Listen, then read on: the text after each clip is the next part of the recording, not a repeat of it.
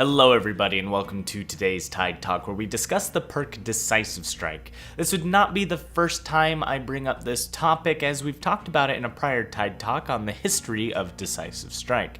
We left off right before the change to Decisive Strike was released in patch 2.6.0. This change made it so that Decisive Strike would activate for 60 seconds after being unhooked. If picked up during that time frame, then you would be given a skill check to stun the killer for 3 seconds and become the obsession. With this change, a lot of killers rejoiced, as Decisive Strike was slowly weeded out of the meta, and survivors stopped carrying the perk simply because of the 3-second stun. To run from the killer was not enough to make much of an impact, as the killer could easily catch you again, if not immediately, near a pallet or window. Additionally, in patch 2.6.0, enduring would be corrected to affect all stuns, meaning the measly 3-second stun was reduced and made the perk worthless if the killer was running it as you Decisive Struck them. This wouldn't last very long, as the common change to Dead by Daylight that we've seen for the last 3 years continues to take effect. 1 step forward and 2 steps back. Our 1 step forward was nerfing the perk to the point where it was not in every single build. However, developers thought that was too much, and to be honest, it might have been, but putting it back into power and making it even stronger was, I think, a worse idea. Their intent was to make the perk usable, but attempt to make it less impactful than it was before, but this was not achieved. Patch 2.6.3 releases only a few weeks later with the new change to Decisive Strike to increase the stun to 5 seconds. This alone was an acceptable change, allowing the perk to make an impact when the killer was tunneling, but also allow the killer to counter this powerful perk with a perk of their own. This meant that survivors had to take the risk running Decisive Strike against the popular build with Enduring and Spirit Fury. This would come to an end 3 months later, in June, when patch 3.0.0 would be introduced that changed Enduring so it no longer affects survivor perks and only works against pallet stuns. This massive change saw a popularity spike in Decisive Strike, as there was no longer a counter to the perk. Survivors were always guaranteed 5-second stuns, so much so that it may even be more powerful than the version we previously had before the rework. Originally, Decisive Strike was overpowered, with 4 survivors being able to use the perk at its full potential. It was so powerful it broke the game during the meta it was introduced into. But once all reworks were done, we ended up with a similar perk, but only 1 of the 4 survivors would be able to use it at that potential. The obsession would get the full effect, and the other 3 survivors had to reach a 35% wiggle meter before they even got the skill check. This was not a common occurrence, as hooks were all but common everywhere. If you were downed and the killer went for the nearest hook, you were going to get hooked before you could even reach 30%, unless a survivor body blocked the hook. Now, it wasn't all that common in a solo game that everyone would body block the hook for you, but in Survive with Friends, you'd see it a lot more frequently.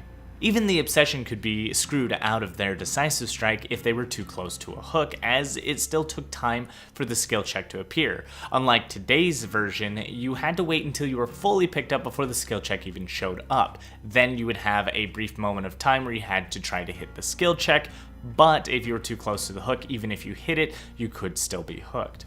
It's important to understand that with the perk being strong on only 1 of the 4 survivors, it helped maintain the balance, as yes, the killer could be hit with all 4 Decisive Strikes, it was far less likely.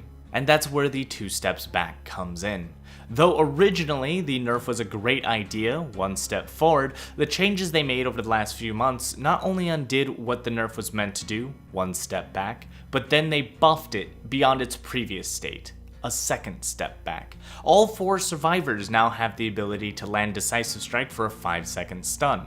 The only reason that this perk is not more powerful than its original release is due to the fact that you have a 60-second activation timer after unhooking. But that's typically the crucial moment that you would need Decisive Strike anyways, as you're trying to prevent a quick death. Several people may argue that since it's an anti-tunnel perk, that it's nowhere near as powerful as its original conception. However, I beg to differ. Majority of the use of Decisive Strike back in the day was typically to extend the life of a survivor when they were death on next hook, or go for dangerous saves and force a Decisive Strike after being downed near a hook. And because of this, players had previously been using it for the same purpose we use it today. A 60-second timer is more than plenty of time needed to run the entire map and get to a door if the endgame collapse started. A 60-second timer is enough to guarantee your escape just as much as Decisive Strike was back in the day. Some may say you could slug them after not picking them up after downing them and just wait the minute out while you chase others around, and yes, I suppose you are avoiding getting struck, but I don't believe you're actually countering the perk. The idea is that the survivor is attempting to avoid a hook, and you leaving them on the ground gives them an ample amount of time to recover and be healed instantly by a friend once they hit that 95% heal rate. This gets them back on their feet, keeps them alive, and they get to keep their Decisive Strike. So on the next hook, if you do happen to catch them again, they still have it, and they can still use it. One thing I can say is that I was never too bothered with original Decisive Strike because there were ways to know who had it. If someone was the Obsession, you just assumed they had Decisive Strike. Nowadays, all 4 of them can have it, and you'll never know. Unless you test it out for yourself. And even if you do, you'll know that one person has it, but you'll have to worry about the other 3. At least in old Decisive Strike, I knew the Obsession was the primary potential, and the others just had to be hooked immediately, don't risk it. But unfortunately, I don't have that option anymore. I have to always assume that if there is at least an Obsession in the match, all 4 survivors have Decisive Strike. There are several new strategies that are enhanced versions of the original Decisive Strike. Originally, one way to guarantee you got Decisive Strike as the Obsession back in the day would be to hop into a locker and let the killer pick you up, which gives you the skill check. Now, all 4 survivors can do this once they're unhooked, guaranteeing their safety since the killer can't slug them and is forced to take the strike. Additionally, you can combo perks like Head On to increase the duration of the stun and waste the killer's time. Since you were already next to the locker, hop back in and you are guaranteed the 3 seconds you need for Head On from the 5-second stun from Decisive Strike. And, well, it's guaranteed. Now you hop out, you stun the killer, and proceed to run away, wasting a lot of the killer's time for just picking you up. The only way a killer can handle this is to avoid grabbing the survivor in the locker, and by doing this they allow the survivor to hold on to Decisive Strike, and perform the strategy again on their second hook. Which means it's not really wise for you as the killer to allow them to do this. You have to take the strike to prevent it from happening later in the game. It makes me wonder how many people are actually okay with today's version of Decisive Strike, as I've heard almost no complaints about it. I've seen it used just as much as previous iterations in Red Ranks, as it's there in every game, and it's got me wondering if they went through the process of appeasing killer players to show they're listening, only to sneak its strength back in to maintain the survivor's happiness as well.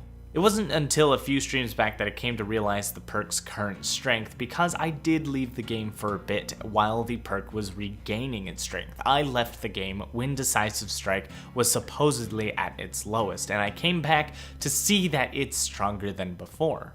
But I'm interested in what you think. Is Decisive Strike really as strong as I'm making it out to be, or am I just completely in the wrong? Please let me know in the comments down below, share your thoughts and stories, and were you able to pull off the head-on BM, and then did you chain head-on with other Survive with Friends people? I would love to hear the stories, just tell me everything you guys got, and I'll see you all in the next Tyde Talk. Thank you all for watching, don't forget to like, comment, subscribe, and as always, good game.